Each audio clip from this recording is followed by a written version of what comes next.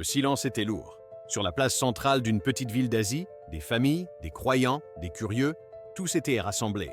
Et au milieu, un homme en robe safran tenait une Bible dans ses mains. Son nom était Maître Anurok, un moine profondément respecté pour son intelligence et son art du débat. Mais ce jour-là, quelque chose en lui brûlait plus fort que la sagesse, la provocation. Il leva la Bible et déclara d'une voix dure « Ce livre n'est qu'une illusion, une chaîne pour l'esprit humain. » Puis, sous les yeux de tous, il y mit le feu. Les pages se contractèrent. La fumée monta lentement vers le ciel, et pas un seul chrétien dans la foule ne bougea. Mais avant de plonger dans notre message de guidance d'aujourd'hui, abonne-toi pour recevoir d'autres rappels de foi et partage ces enseignements avec ton entourage. Et si tu le souhaites, indique en commentaire depuis quelle ville ou quel pays tu nous regardes. Ta présence soutient cette quête de méditation et de lumière divine. Le défi. Depuis des semaines, dans les villages voisins comme dans les grandes villes, un nom circulait de bouche en bouche. Maître Anurok. Certains le décrivaient comme un penseur brillant, un philosophe moderne, un homme armé d'un raisonnement froid et tranchant. D'autres le voyaient plutôt comme un provocateur, un démolisseur d'idées, un orateur qui ne parlait pas pour éclairer, mais pour vaincre. Et depuis peu, il avait trouvé un nouveau terrain de combat, les évangiles. Il ne se contentait pas de dire qu'il ne croyait pas. Non, il attaquait, avec assurance et mépris. Pour lui, la foi n'était qu'un refuge pour les faibles, un filet de sécurité pour ceux qui n'osaient pas regarder la réalité en face. Il répétait dans ses conférences « Jésus n'est pas une vérité, c'est une métaphore, un symbole, rien de plus. » Ces mots se propageaient vite, trop vite. Certains commençaient à douter, d'autres se mettaient en colère. Alors, pour apaiser les tensions, un rassemblement fut organisé dans une vaste salle en plein cœur de la ville. On l'annonça comme une rencontre de dialogue, de paix, d'échange entre croyants et non-croyants, une occasion d'apprendre les uns des autres. Mais le jour venu, on comprit immédiatement que ce n'était pas l'intention d'Anurok. Il entra en scène comme un conquérant, le regard droit, le pas assuré. Dans sa main, un carnet rempli de citations, d'arguments, de notes prêtes à être lancées comme des flèches. Il ne venait pas pour discuter, il venait pour écraser, pour ridiculiser, pour démolir ce qu'il appelait les illusions sacrées. Face à lui, assis parmi la foule, se trouvait un homme simple, aucun titre prestigieux, aucun diplôme affiché, juste un croyant, un disciple, quelqu'un qui ne comptait pas sur sa propre force, mais sur celle de Dieu. Il écoutait, silencieusement, sans répondre aux provocations, sans hausser les épaules, sans trembler. Anurok lança sa première attaque, puis une deuxième, puis encore une. Il riait, plaisantait, provoquait. La salle était suspendue à ses mots, certains fascinés, d'autres blessés. Mais dans ce silence lourd, quelque chose résistait. Car il y a une chose que Maître Anurok n'avait pas prévue. On peut briser une idée, on peut abîmer une statue, on peut détruire un livre, mais on ne brise jamais ce que Dieu lui-même protège. La réponse inattendue.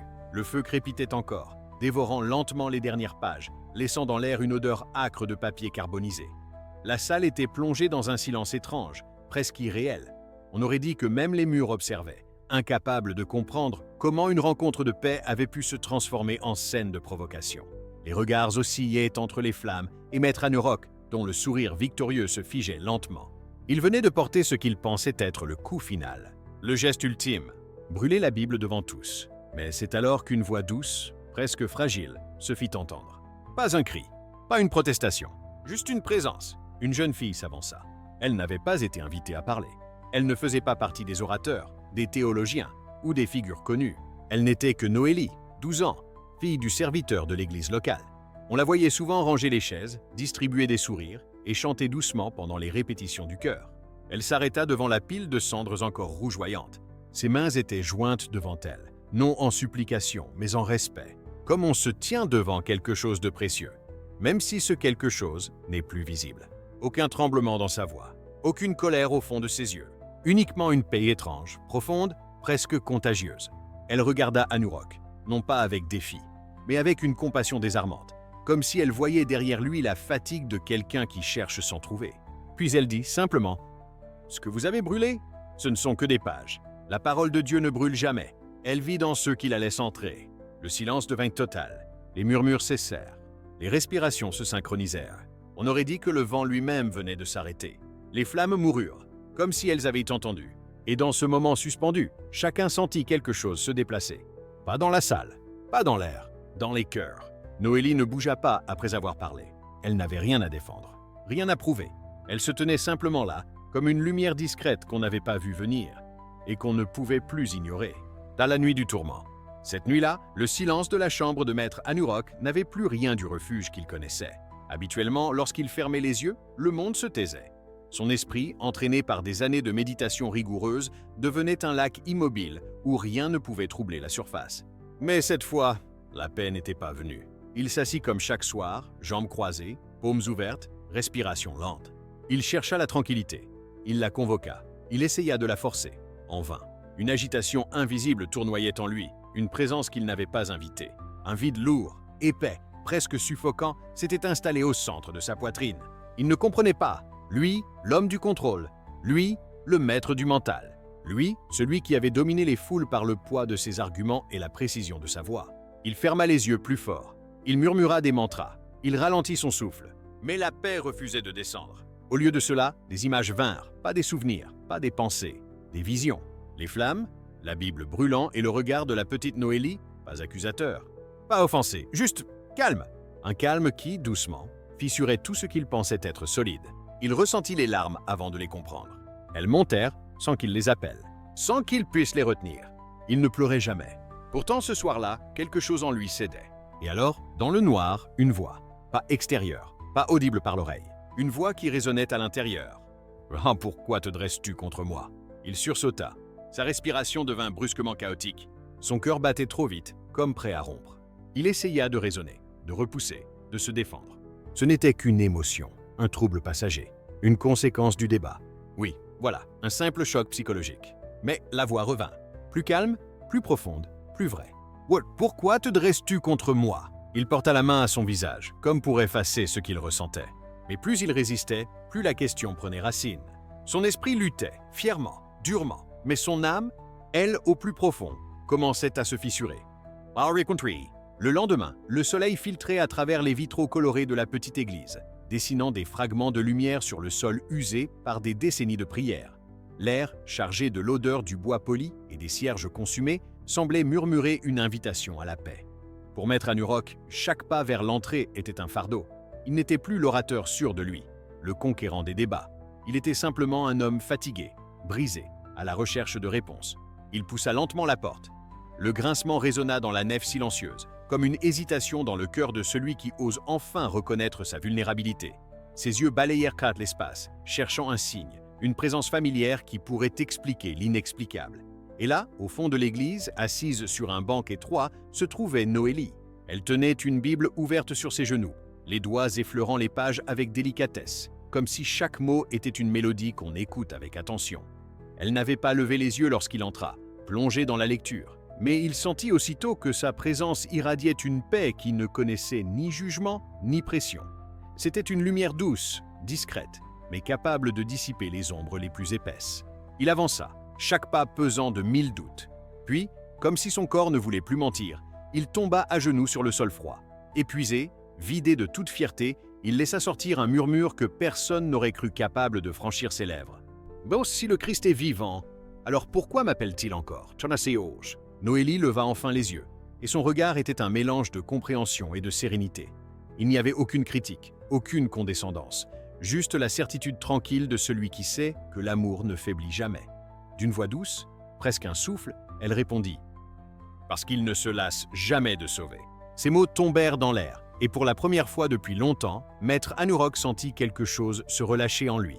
Le poids du doute, de l'orgueil, de la colère, sembla se dissoudre lentement. Ce n'était pas la fin d'un débat. Ce n'était pas une victoire sur lui-même ou sur les autres. C'était une ouverture, une porte qu'il n'avait jamais osé franchir et qui maintenant s'ouvrait avec douceur.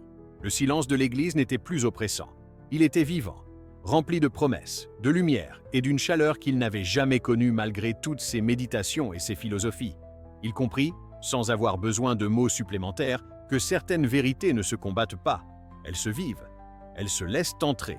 Et parfois, elles viennent toucher les cœurs là où aucune argumentation ne peut atteindre.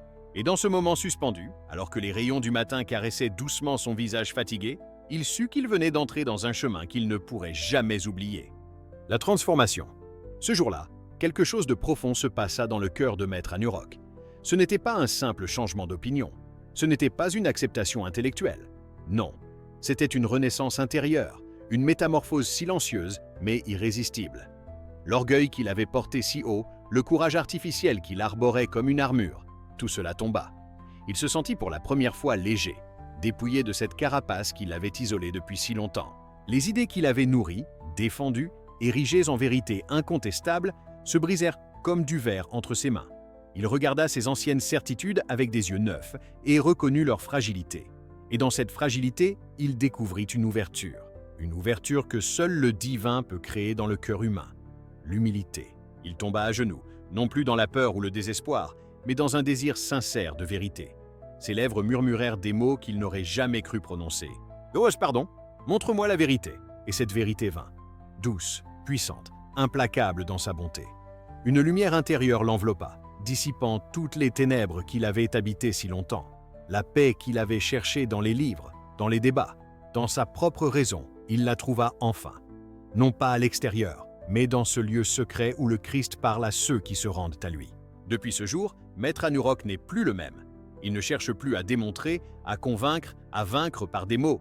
Il n'attaque plus la parole qu'il avait autrefois méprisée. Au contraire, il en parle avec révérence, non comme un texte à analyser, mais comme une vie à accueillir, comme un souffle qui transforme de l'intérieur. Chaque rencontre qu'il a désormais, chaque discours, chaque conversation, porte cette marque de lumière.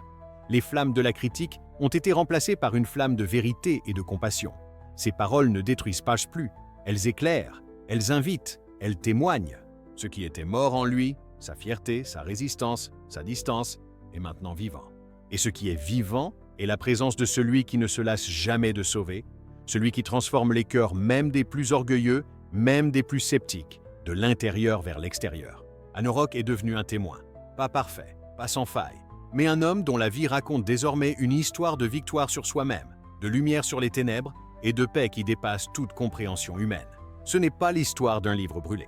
Ce n'est pas l'histoire d'une religion contre une autre. C'est l'histoire d'un cœur endurci, qui a rencontré la grâce, parce qu'aucun feu humain ne peut éteindre la lumière du Christ. Et quand Jésus appelle, même les murs les plus épais s'effondrent.